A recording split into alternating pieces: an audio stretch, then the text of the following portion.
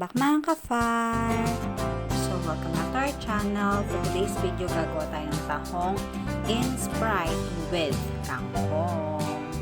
So, syempre, mangailangan tayo ng kangkong, ng sibuyas, ng ginger,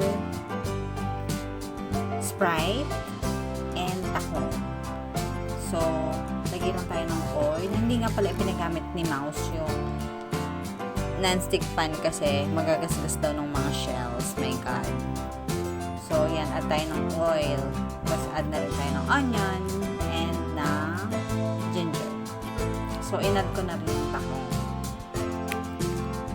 So, wait lang tayo.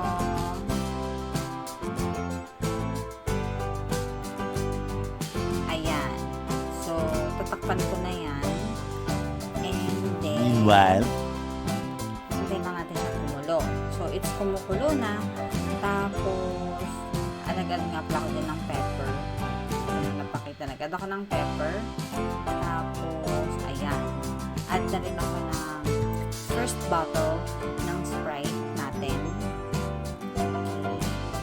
So, kasi may dulo na siya kasi bumo pa na yung mga shells niya. So, takpan lang ulit natin siya. a few inches later. So, ayan.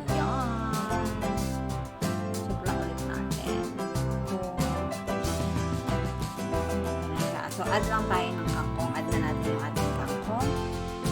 Ayan, medyo madami siya. So, minix ko na siya para ang tag nito. Para well-mixed yung shells and kangkong. Tapos, nag-add na rin ako ng salt. So, syempre, salt natin is to taste. Nahala kayo kung kanong maalat na gusto nyo or not so. So, ayan. Gulo na siya. So, yan. Gulo na siya, guys. Ang bango niya, guys. In fairness, kasi nga siguro A few moments later. So, ayan. Balikan na natin siya. And I believe this is already cooked. So, yung iba nga natatanggalin sa shell niya kasi luto na siya. Medyo na-overcook ko yung kangkong. My God, dapat pala mas mamaya ko pa siya nilagay. So, lesson learned next time.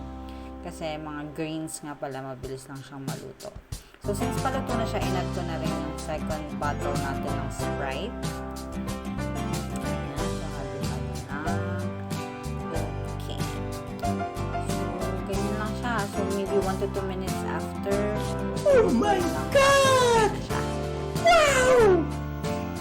So, ayan na nga yung ating tahong in Sprite with kangkong. Ayan, diba? Three major ingredients lang ang kailangan natin, which is the tahong, the kangkong, and yung Sprite natin. Diba? Medyo lang ka na. And very masarap yung sabaw niya, guys. So, yun lang mga ka-fire for today's video. So, till next video, don't forget to like, comment, and subscribe. Buyers!